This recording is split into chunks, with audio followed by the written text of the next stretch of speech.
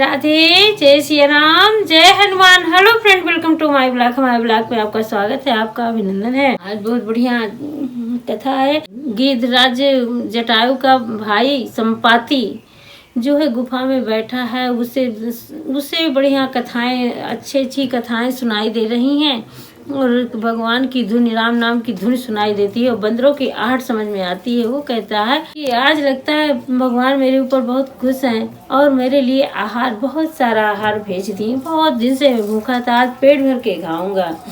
ऐसा सोचता है और देखता है तो वहाँ काफी सारे बंदर होते हैं और वो बंदर जब जटायु को, उस संपाति को देखते हैं तो कहते हैं वाह, इसी तरह गिद्धराज जटायु थे जो बेचारे राम काज के लिए अपने प्राण त्याज दिए। और ये बेचारा असहाय पक्षी, इसके तो पंख भी नहीं है, इसे भी किसी ने ऐसा ही किया होगा। तब वो पूरी गाथा बताने लगे। उन्होंने पूरी गाथा बता दी कि राम जी आए हैं ऐसा ऐसा। तो कहा कि हाँ, मुझे मुनि ने एक बताया था, जब मैं और जटायु, संपाति और जटायु दोनों सूर्य को छूने की कोशिश कर रहे थे, सूर्य के पास जा रहे थे तो सूर्य का ताप जो है जटायु नहीं सह पाया और वो चला आया और मैं बस अहंकार बस चला गया तो मेरे सारे पंख जल गए। और जब पंख जल गए तो मैं नीचे गिरा, धरती पर गिरा और वो गया। तब एक मुनि ने मेरी बहुत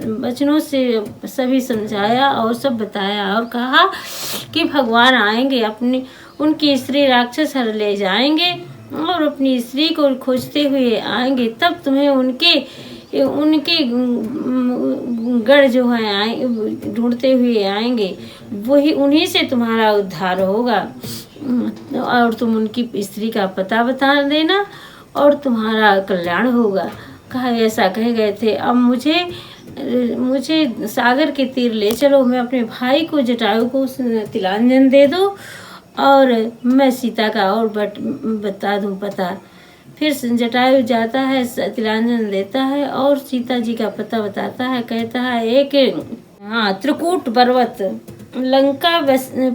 पर्वत में लंका बसी है, उसी में रावण रहता है। वहीं एक बहुत भव्य बगीचा है जिसका नाम है अशोक वाटिका।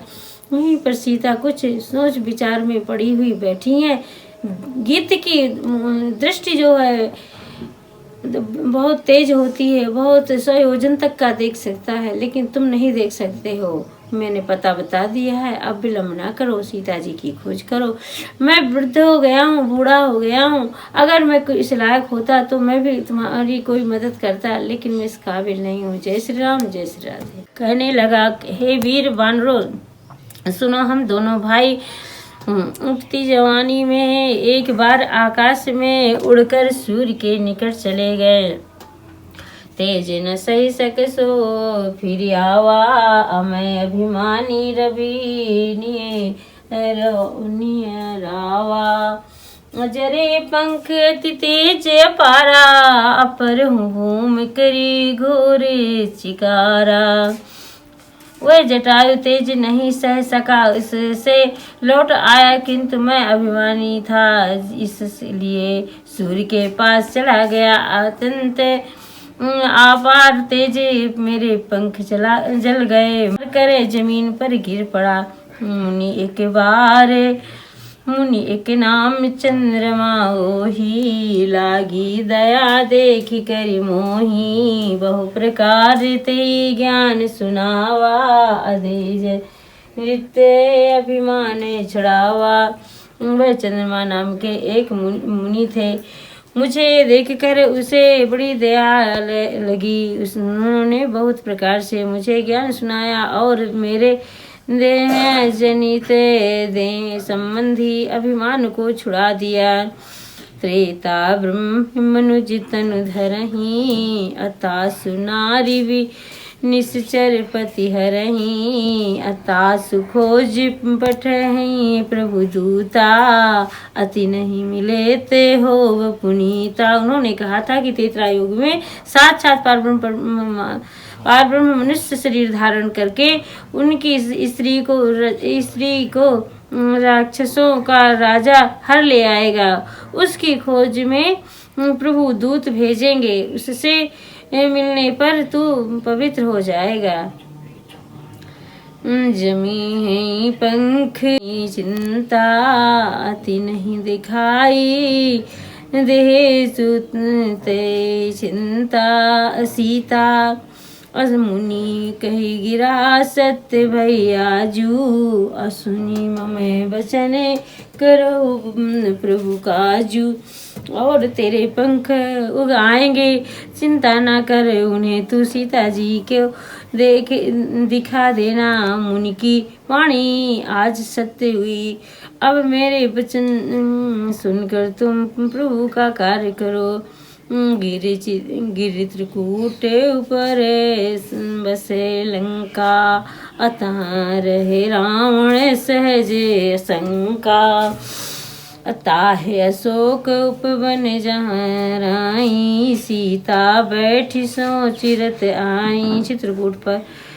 त्रिकूट पर्वत पर लंका बड़ी बसी हुई है, उस वहाँ स्वयंभवा ही से निडर रावण रहता है। वहाँ अशोक नामक का उपवन बगीचा है जहाँ सीता जी रहती हैं। इस समय भी वे उस सोच में मग्न बैठी हैं।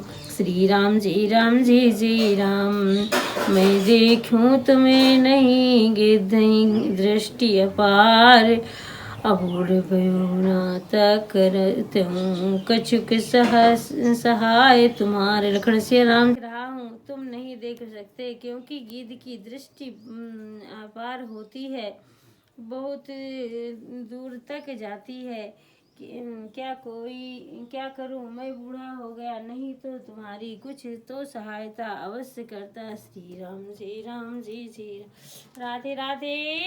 नहीं दिखाई सीता, मुनि कही गिरा सत्य भैया जू, असुनी ममे बचने करो प्रभु काजू। और तेरे पंख उगाएंगे, चिंता ना कर उन्हें तू सीता जी को दिखा देना। मुनि की वाणी आज सत्य हुई, अब मेरे वचन सुनकर तुम प्रभु का कार्य करो। गिरि त्रिकूट ऊपर बसे लंका, अतः रहे रावण सहज शंका। ताहे अशोक उपवन जहाँ राई, सीता बैठी सो चिरत आई। त्रिकूट पर्वत पर लंका बड़ी बसी हुई है, उस वहाँ